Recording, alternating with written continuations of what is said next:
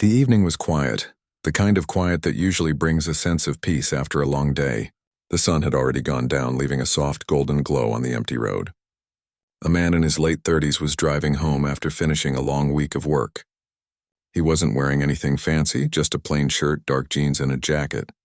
He had his windows rolled down slightly, letting in the cool air that carried the smell of rain that had fallen earlier in the day. He had worked in law enforcement for years, but that night, he wasn't on duty. He wasn't carrying the weight of a mission on his shoulders. All he wanted was to get home, have a quiet dinner, and rest. He drove a simple, dark-colored car. It was a little older, not the kind that turned heads. In fact, that's why he liked it. It made him blend in, but sometimes blending in isn't enough. As he drove through a suburban neighborhood, he noticed headlights behind him. At first, he didn't think much of it. Cars passed through that road all the time, but this one didn't pass. It stayed behind him. Then, after a few seconds, the red and blue lights started flashing. He let out a slow breath, calm but tired. He knew what to do. He signaled, pulled over to the side, and placed both hands on the steering wheel. He had done this dozens of times in his career, but usually he was the one giving the signal, not receiving it. Two police officers stepped out of the patrol car. One was tall and broad, the other younger and a little more restless in his movements. Even from the driver's seat, he could feel their eyes on him. They didn't walk up calmly. They walked with suspicion already written on their faces. He didn't move. He kept his hands visible and waited. One of the officers knocked on the window. "License and registration," the officer said in a flat tone. "Of course," the man replied softly. He moved slowly, opening his glove compartment. "I'm reaching for my wallet," he added, not because he needed to, but because he had seen too many situations go wrong when people made sudden moves. The officer didn't respond. He just stared at him like he didn't believe a word he said. The man handed over his ID and the car papers. The officer took them and stepped back to the patrol car. The other officer stayed closer, one hand resting on his belt, watching every small movement. The man sat quietly, looking straight ahead. He had experienced bias in subtle ways many times, but there was something different about the way these officers looked at him. It wasn't just caution. It was judgment. A few minutes later, the first officer returned. "Where are you coming from?" he asked. "Work," the man replied calmly. "Work? What kind of work?" the officer pressed. "I'm with the bureau," the man said simply. He didn't raise his voice. He didn't try to impress them. He just told the truth. The officer let out a short laugh like he had just heard a joke. "The bureau? That's a good one," he said, exchanging a quick glance with his partner. "You expect us to believe that?" The man didn't react. He'd learned long ago that silence can speak louder than words. "Step out of the vehicle," the officer said suddenly. The man tilted his head slightly. "Is there a reason for that, officer?" he asked politely. "Step out of the vehicle," the officer repeated, louder this time. He nodded slowly and unbuckled his seatbelt. He opened the door and stepped out with steady movements. He wasn't intimidated, but he wasn't careless either. The night air felt cooler now, brushing against his face as the flashing lights reflected on the wet road. The second officer moved a little closer. "Got any weapons on you?"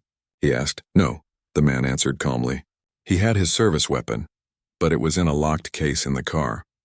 He wasn't on duty, and everything was by the book. The first officer started walking around the car, looking at it like it didn't belong to someone who could work in federal law enforcement. His partner asked again, "You really with the bureau? You got proof of that?" The man reached for his wallet slowly.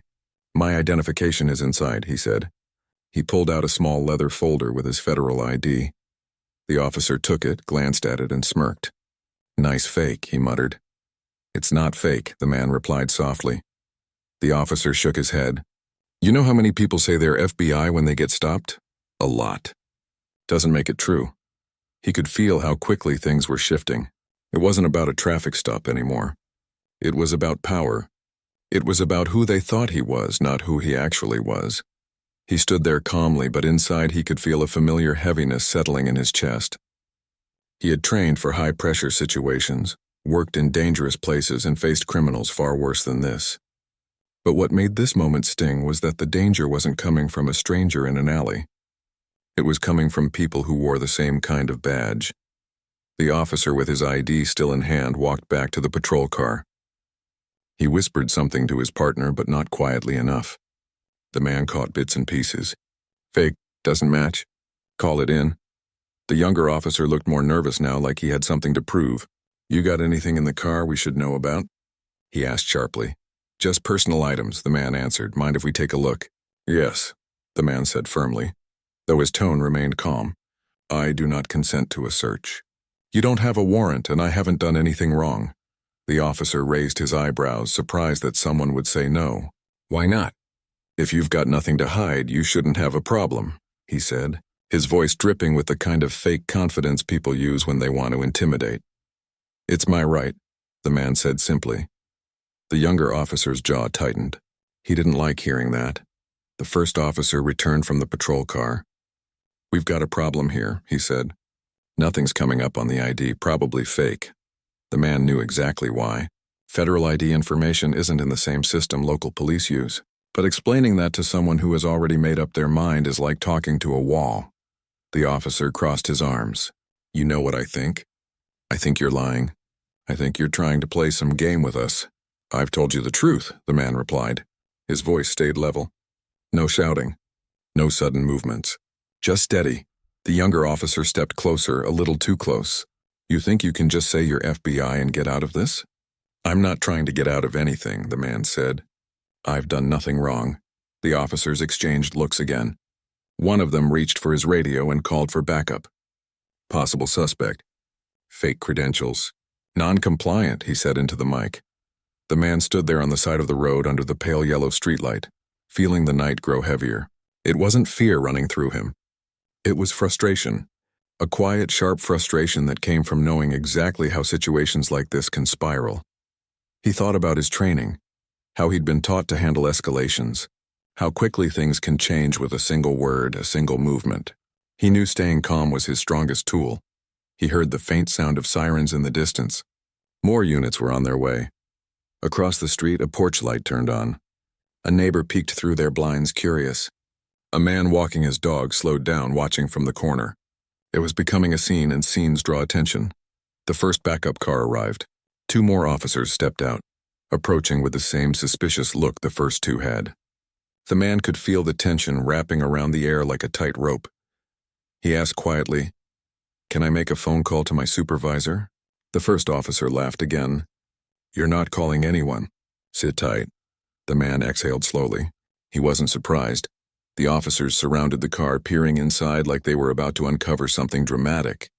But there was nothing there, just an overnight bag, a water bottle, and a locked case. The younger officer kept glancing at him like he was waiting for a reason to act. But the man didn't give him one. Minutes felt longer than they should. The backup officers whispered among themselves, one of them pointing at the car.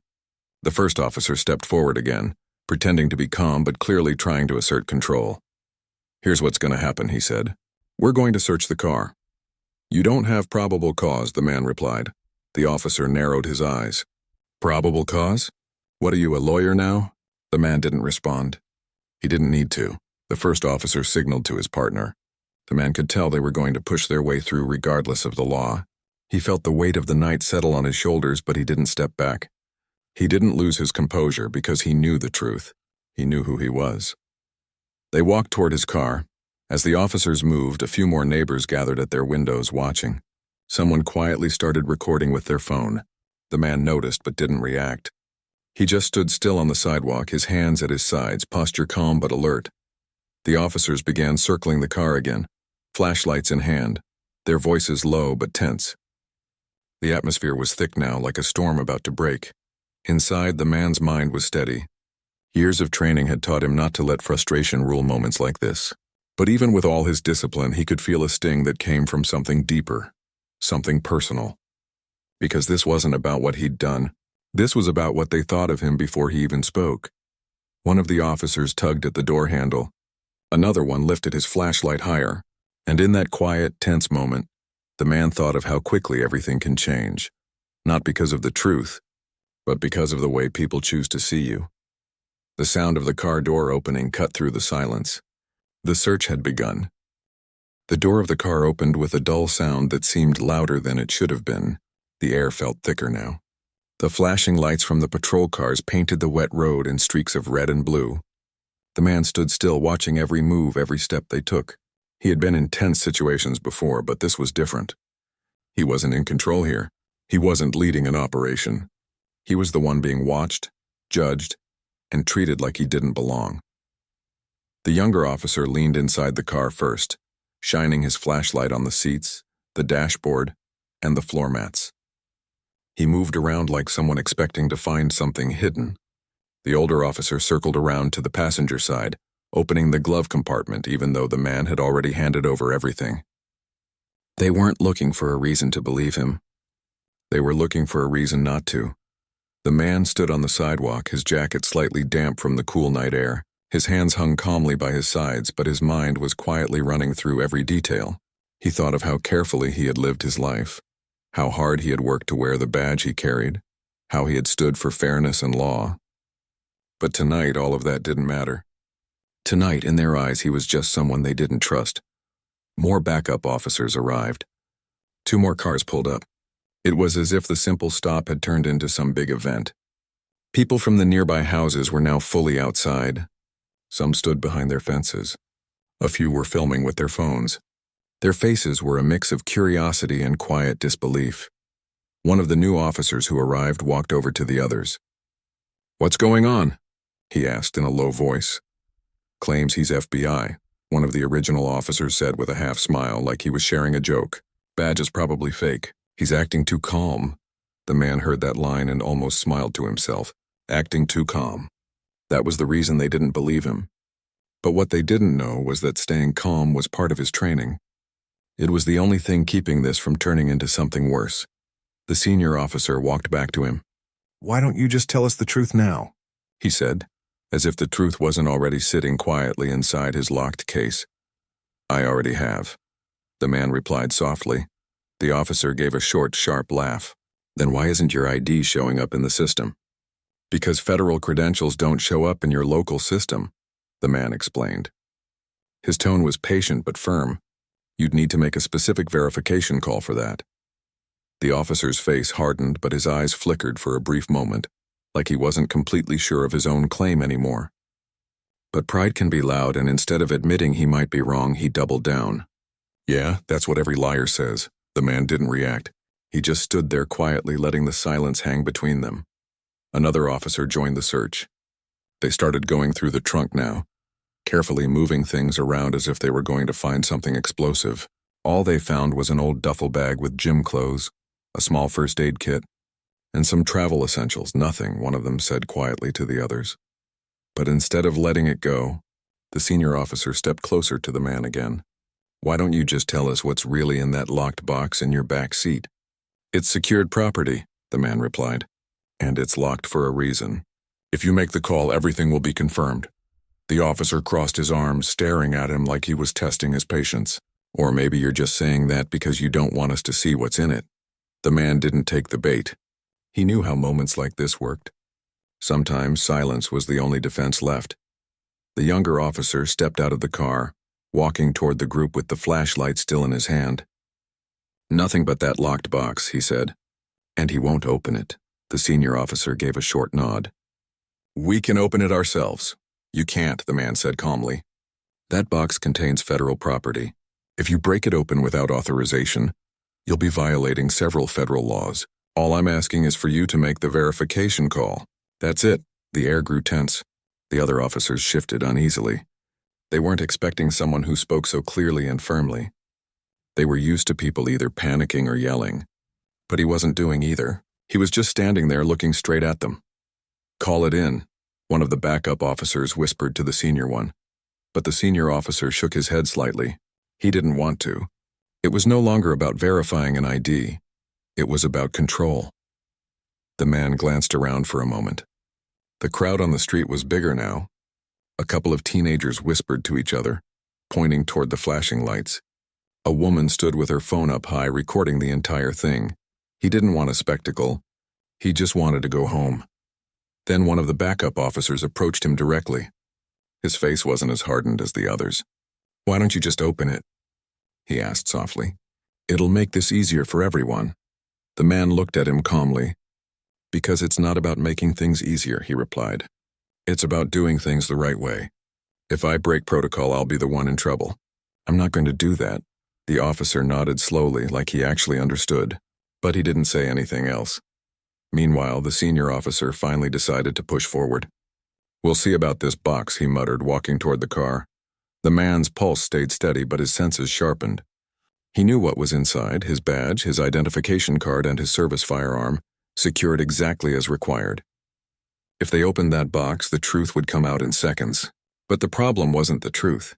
It was the way they'd react to it. The officer tried the box. It didn't open, of course.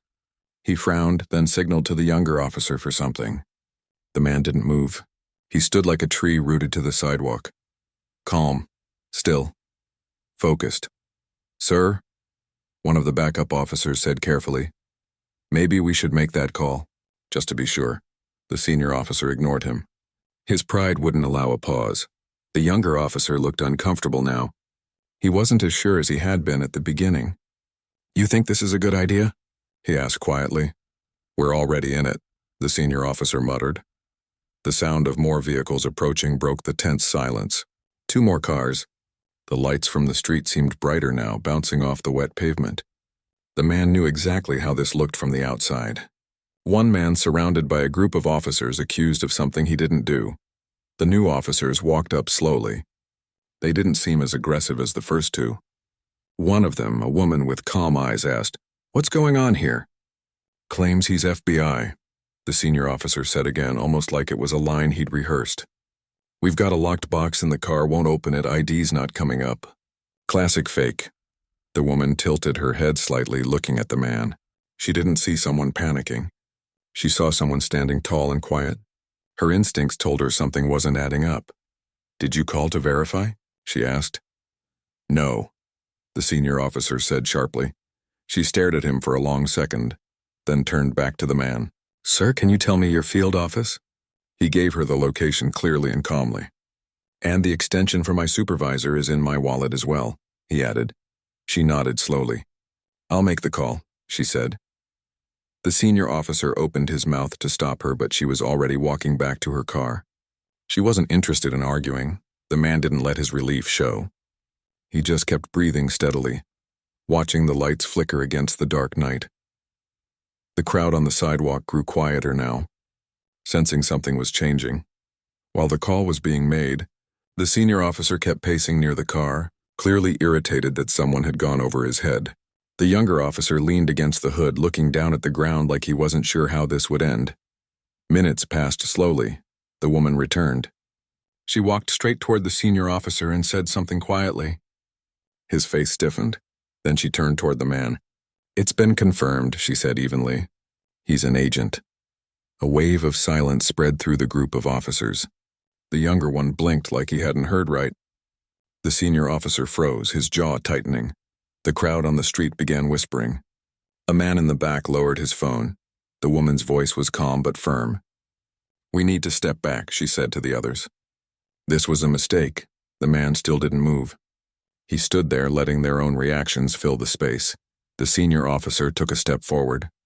"Listen," he started, but the woman raised a hand slightly. "Enough," she said. It wasn't about shouting. It was about authority. And this time it wasn't his. The younger officer walked away slowly, looking like someone who didn't know where to put his hands. The others shifted uncomfortably, their confidence slipping away. The senior officer finally approached the man. His voice wasn't as loud anymore. "You should have just told us earlier," he said quietly. The man gave a small, steady look. "I did," he replied. For the first time that night, the senior officer didn't have a comeback. One of the backup officers cleared his throat.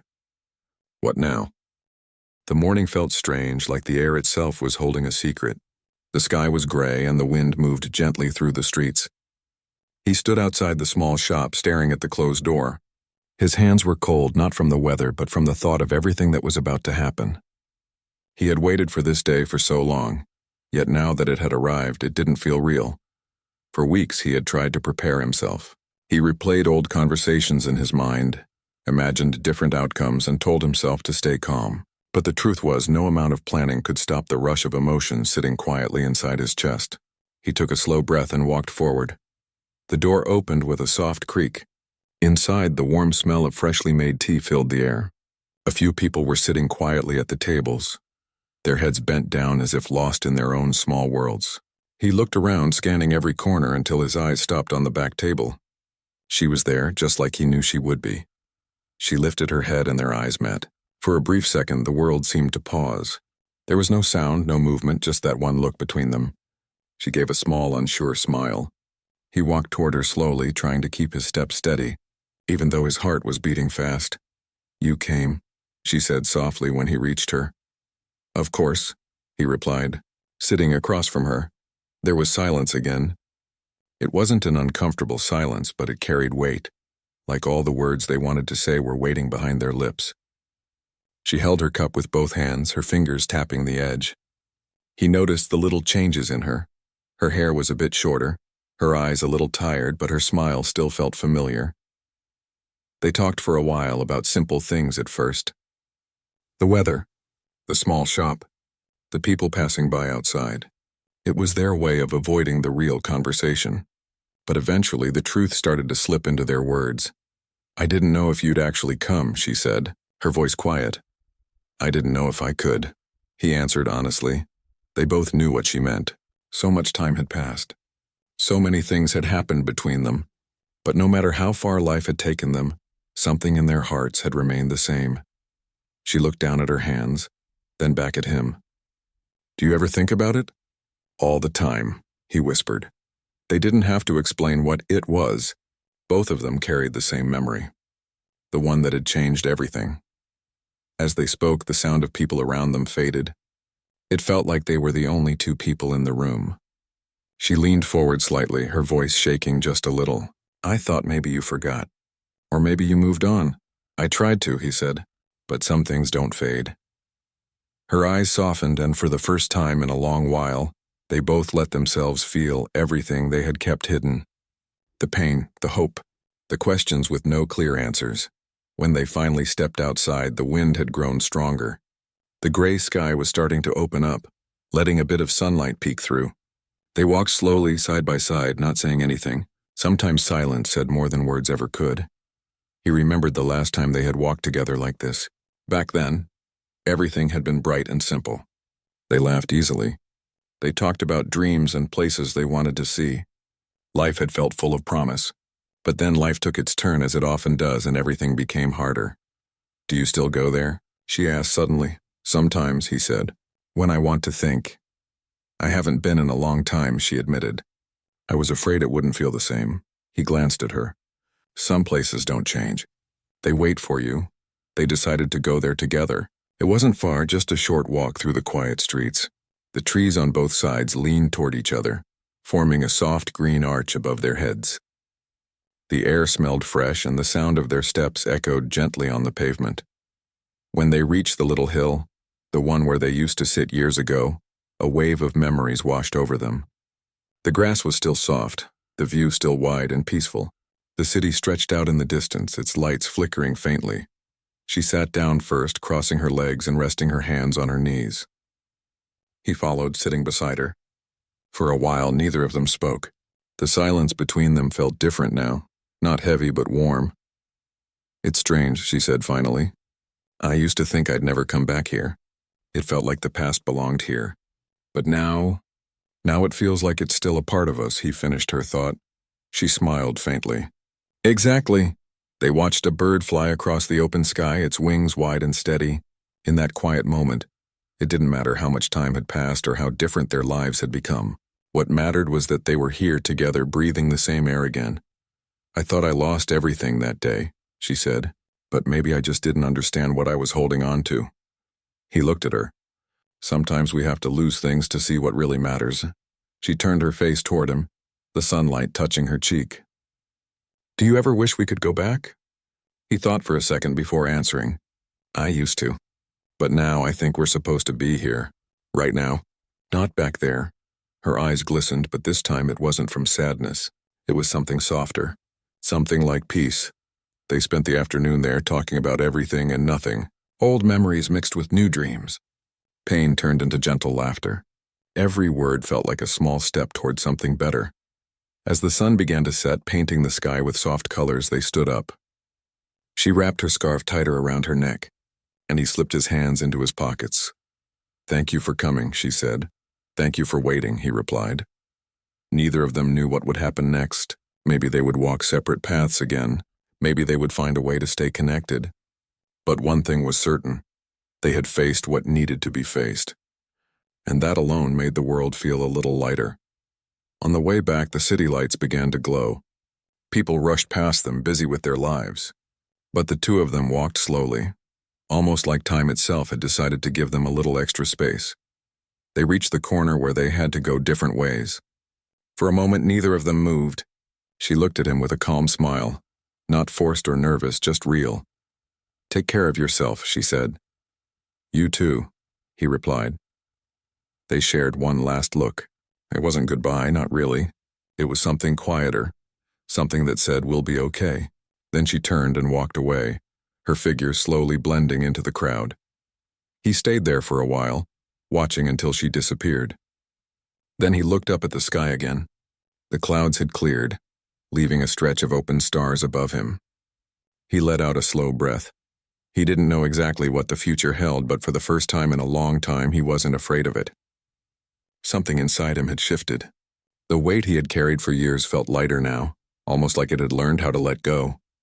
He turned around and started walking home. The streets were quiet, but in that quietness he felt alive. The wind brushed gently against his face, carrying with it the soft promise of new beginnings.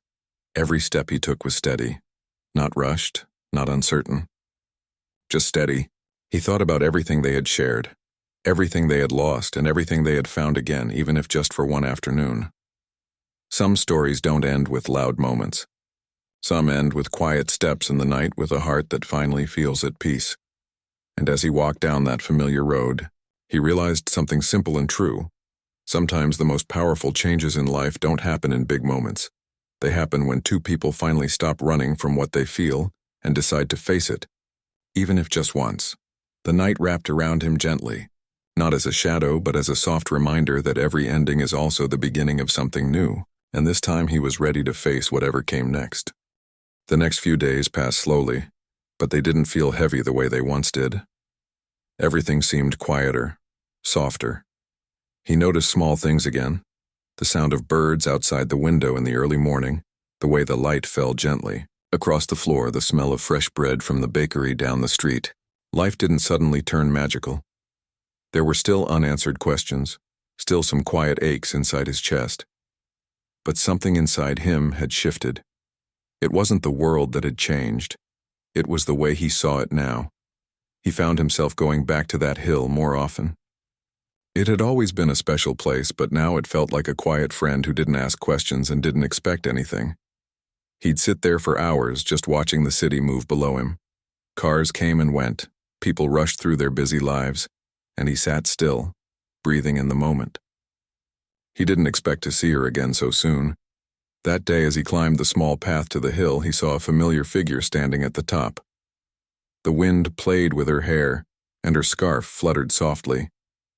She didn't turn around, but somehow, she must have felt his presence because she smiled before even facing him. "You came back," she said when he reached her side.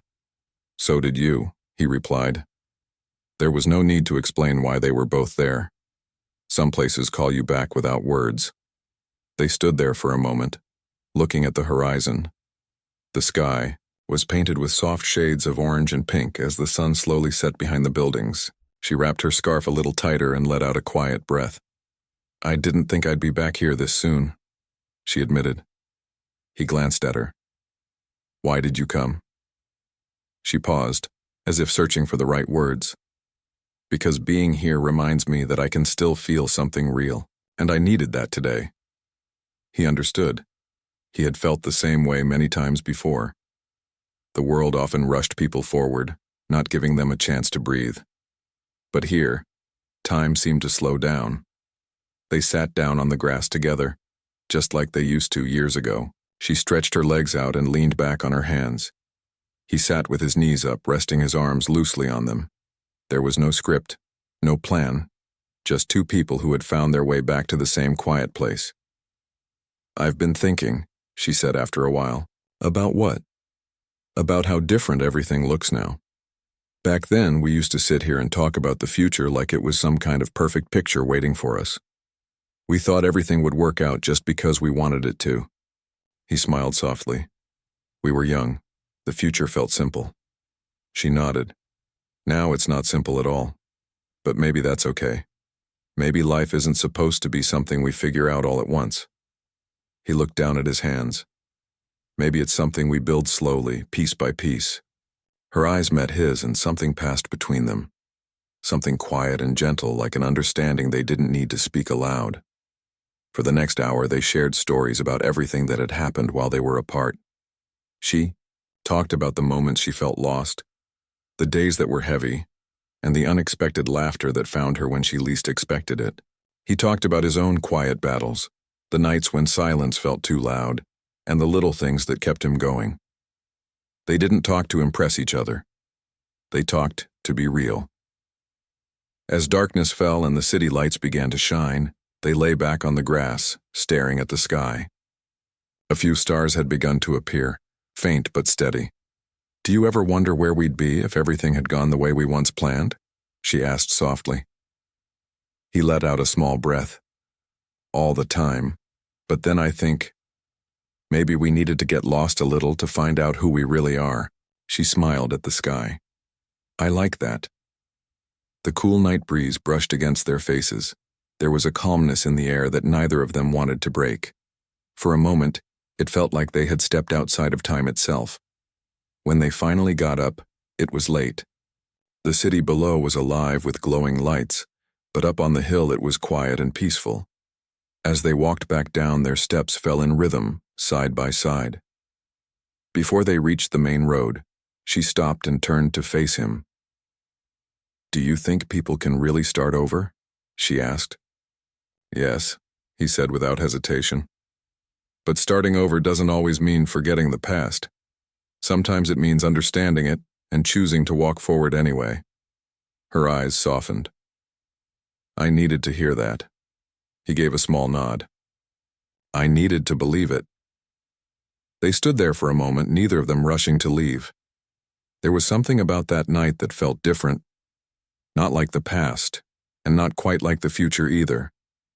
It felt like something in between, something real.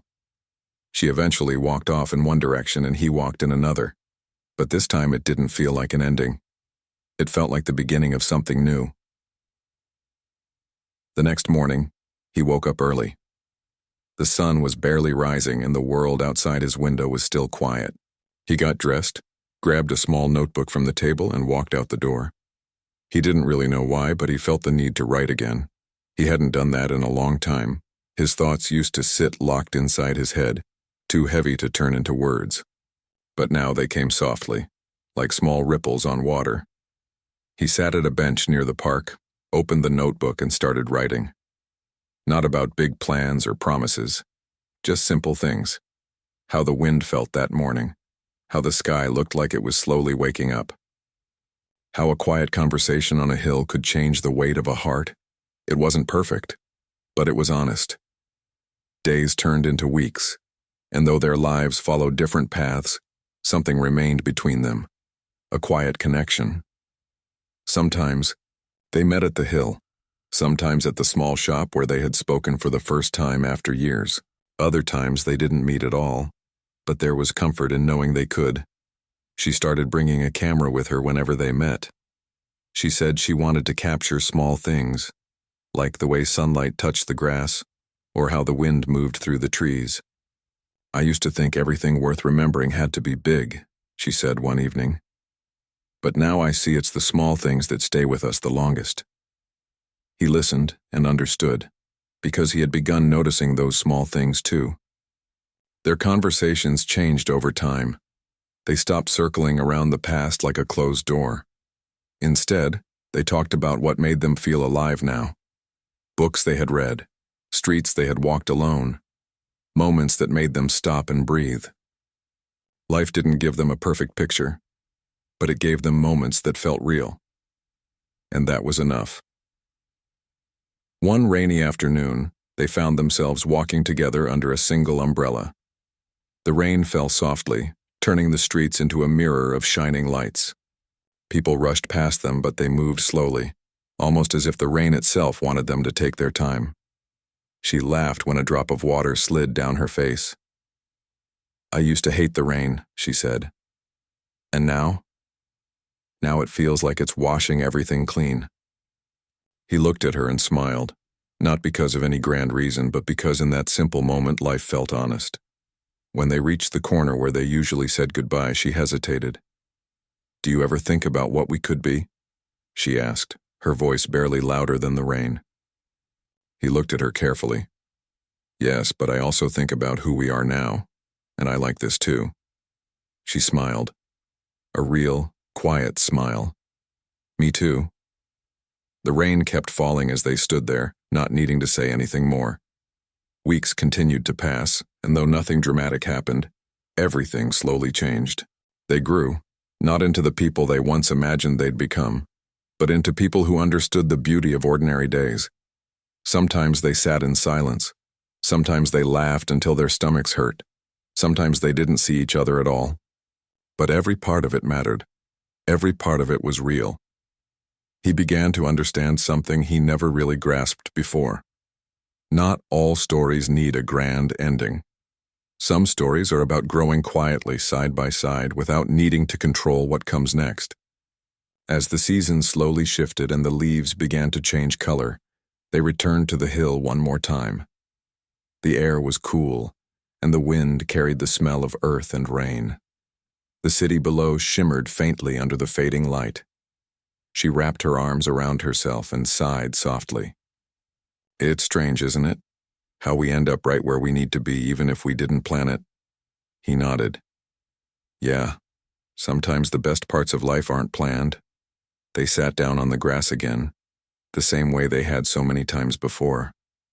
Only now, it didn't feel like they were chasing something. It felt like they had finally found a quiet space inside themselves.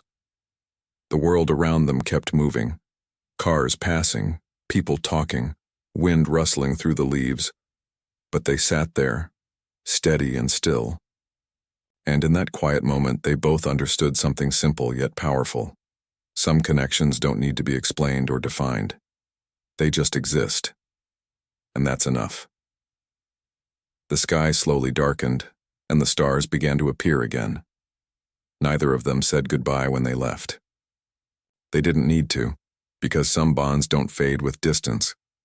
They live quietly, in the spaces between words, in shared silences, in memories that don't demand to be loud. And as he walked home under the night sky, his heart felt steady. Not because everything was perfect, but because for the first time it didn't need to be.